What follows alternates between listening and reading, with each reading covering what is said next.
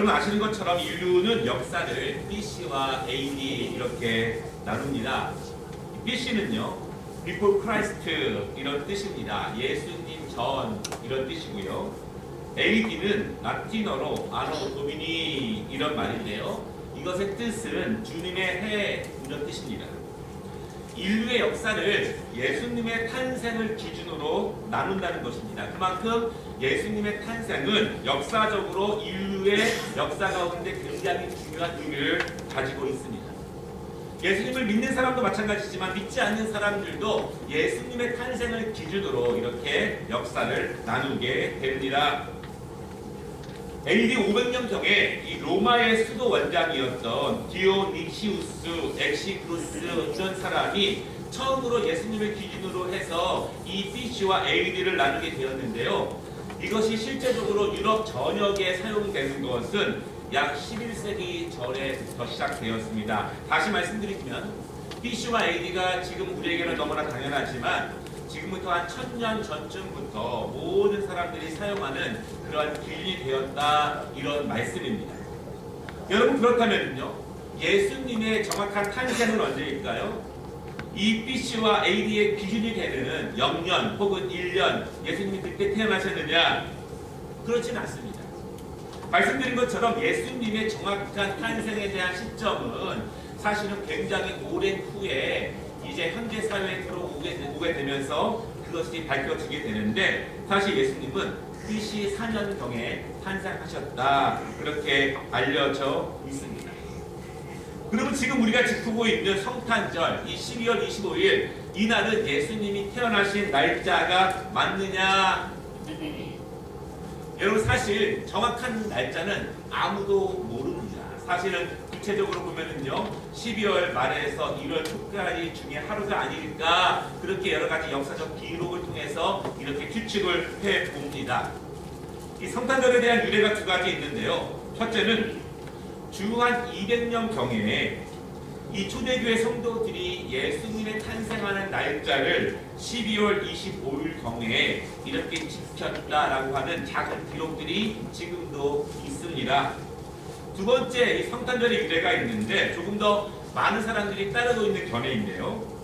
기독교가 여러분 로마의 국교가 되었습니다. 그리고 하나하나씩 로마의 법들을 기독교식으로 바꿔 나아갑니다. 그러던 가운데 주후 AD 366년경 예수님의 생일을 기념하는 날짜를 정해야 되는데, 그때까지 로마에서 가장 큰 명절로 지키는 이 태양신을 섬기는 그 날을 예수님의 탄생 기념일로 지켰다 이렇게 말하는 사람들이 굉장히 많이 있습니다. 기독교가 로마의 국교가 되기 전에는 여러 가지 신들을 섬겼죠. 그 중에서 태양신을 섬기는 날이 로마의 가장 큰 축제일이었습니다. 그런데 하나님을 국가적으로 믿기로 결심한 이상 더 이상 우상을 숭배하지 않습니다. 더 이상 태양신을 섬기지 않습니다. 대신 가장 기쁜 날, 가장 큰 날을 예수님의 생일로 정해야 되는데, 그 태양신을 섬기던 그 날짜를 이제 예수님의 탄생 기념으로 지킨다 이러면서 지금까지 우리에게 12월 25일이 성탄절이 되었다 이렇게 말하는 사람들이 굉장히 많이 있습니다. 여러분 이러한 것들을 말씀드릴 이유가 있습니다. 예수님은 인류 역사 가운데에서 중요하신 분이었다, 역사적인 인물이었기 때문에 분명하게 이렇게 역사적인 기준이 되셨다. 또한 예수님은 크시다 이런 것입니다. 예수님은 작으신 분이 아니라 인류 모든 역사 가운데서 기준이 되시는 분이고, 그리고 가장 이 전 세계를 다스렸던 로마에게서 가장 큰 축제일이 예수님의 탄생일이라고 하는 것은 예수님이 얼마나 높으시고 얼마나 존귀하시고 얼마나 위대하신 분이었는가를 인류 역사를 통해서 우리가 알 수 있는 그러한 말씀입니다. 여러분 그렇지만 사람들은 예수님을 높이고 존귀하게 여깁니다. 그렇지만 그것은 예수님의 뜻은 아닐 수도 있습니다. 예수님은 한 번도 자기를 높은 자, 존귀한 자, 위대한 자라고 소개하시지는 않으셨습니다. 예수님은 한 번도 스스로 높은 자리에 가지도 않으셨습니다. 그리고 요란하게 그렇게 자기의 탄생일을 축하하고 즐기라고 말씀하시지도 않으셨습니다. 예수님의 말씀을 가까이 보면은 그분은 낮은 자의 모습으로 이 땅에 오셨지만 가장 크신 분이지만 가장 겸손한 자의 모습으로 이 땅에서 사신 것을 우리가 알게 됩니다.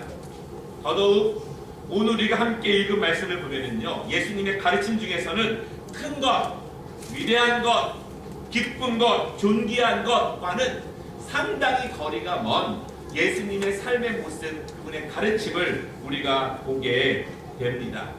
여러분, 오늘은 성탄절이지만 우리가 함께 읽은 말씀은요, 예수님이 돌아가시기 며칠 전에 있었던 그 말씀인데, 우리가 2018년도 성탄절을 맞이해서 왕으로 오신 예수님께서 어떤 왕이셨는지, 그리고 그분이 우리에게 어떤 왕이신지에 대해서 다시 한번 말씀을 나누고 생각해 보는 시간이 되었으면 좋겠습니다.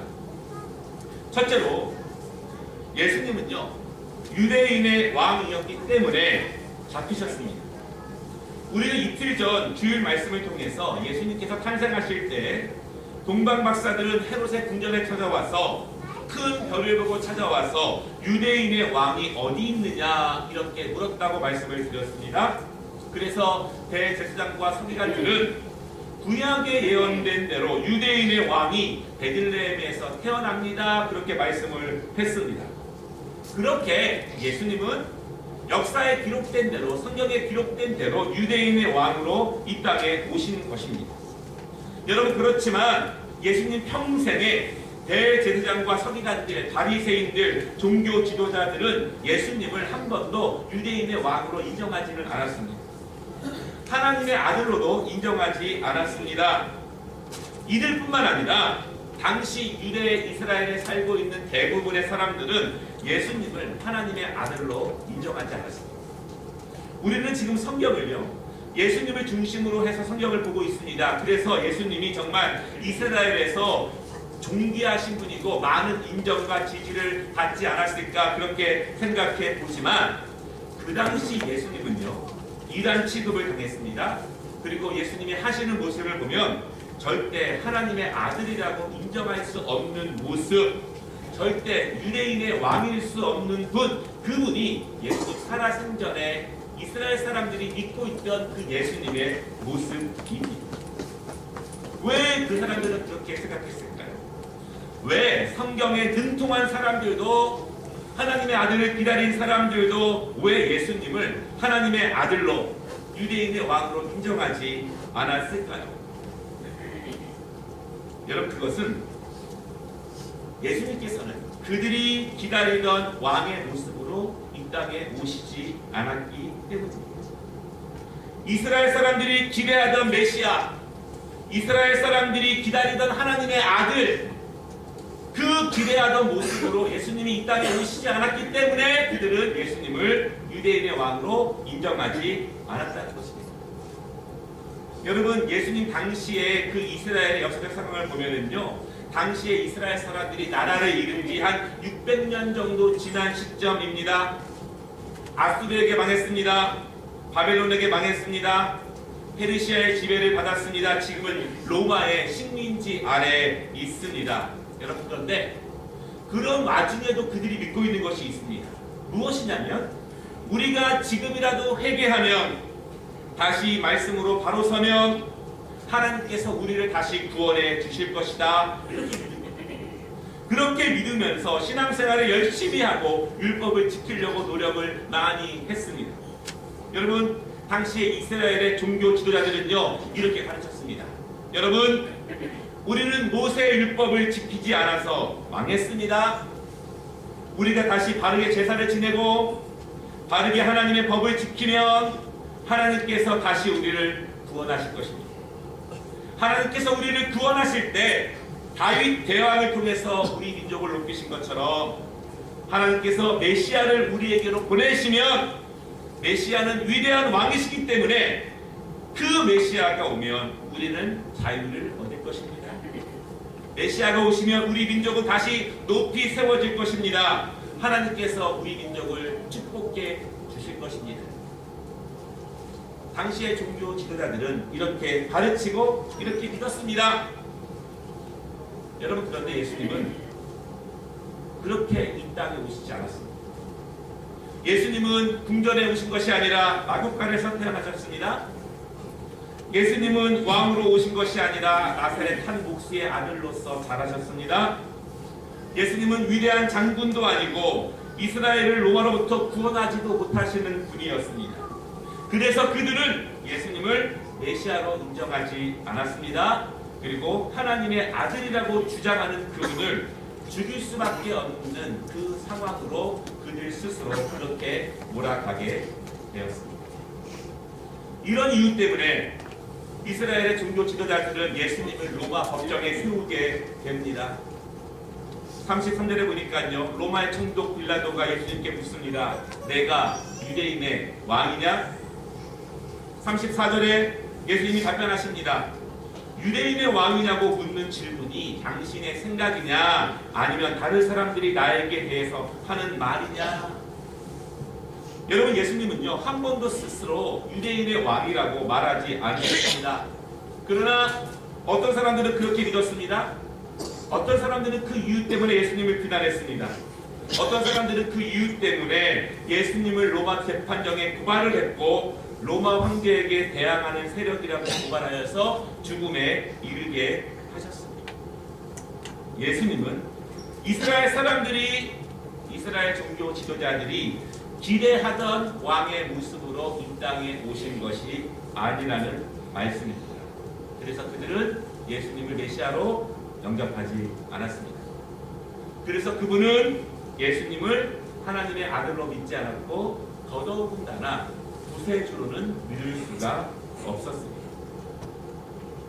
여러분, 그렇다면 예수님은 어떤 왕으로 오셨을까요? 두 번째 말씀입니다. 예수님은 우리의 왕이십니다. 그런데 그분은 진리의 왕이시다. 이렇게 말씀하고 있습니다. 무슨 뜻입니까? 오늘 36절에 보면 예수님께서 좀 어려운 말씀을 하십니다. 이런 뜻이에요. 나는 왕이다. 그런데 너희가 생각하는 것처럼 나는 이 세상에 속한 왕은 아니다. 내가 만약에 이 세상의 왕이었으면 나는 내 군사들을 불렀을 것이다. 그러면 내가 여기 로마 재판정에 오지도 않았을 것이다. 37절에 계속 설명하십니다. 나는 왕이다. 하지만 진리를 증언하러 온 왕이다. 무릇 진리에 속한 자는 나를 왕으로 알아볼 것이다. 이렇게 말씀하십니다. 여러분, 무슨 말일까요? 예수님은 이 세상 사람들이 생각하고 기대하는 힘을 가진 능력의 왕으로 이 땅에 오신 것이 아니라는 것입니다. 세상을 주관할 수 있고 모든 것을 쳐서 복종시킬 수 있고 새로운 나라를 세울 수 있는 힘이 있는 왕으로 이 땅에 오시지 않았다는 것입니다. 이스라엘 사람들이 기다리는 것처럼 로마를 무찌르고 다윗처럼 큰 나라를 세우는 왕으로 이 땅에 오신 것이 아니라는 것입니다. 로마 사람들이 생각하는 것처럼 로마 황제에게 대항하는 왕도 아닙니다. 헤로당의 자리를 노리고 있는 유대인의 왕의 모습으로 이 땅에 오신 것도 아닙니다. 그렇기 때문에 힘의 왕, 능력의 왕을 기대했던 사람들은 예수님을 왕으로 모시지 않았고 그분을 영접하지 않았습니다. 그러면 누가 예수님을 왕으로 모실 수 있습니까? 세상의 힘이 아니라, 세상의 능력이 아니라 진리를 전하는 왕으로 그분을 모신 사람들만 예수님을 왕으로 영접합니다. 예수님의 말씀을 듣고 진리를 깨달은 사람들, 그들만 예수님을 왕으로 모시게 됩니다. 여러분, 믿으시기 바랍니다. 예수님은 우리의 왕이십니다. 그분은 진리로 세워진 나라의 왕이십니다. 세상에 속한 사람들, 세상의 힘을 구하는 사람들을 위한 왕이 예수님은 아니라는 말씀입니다.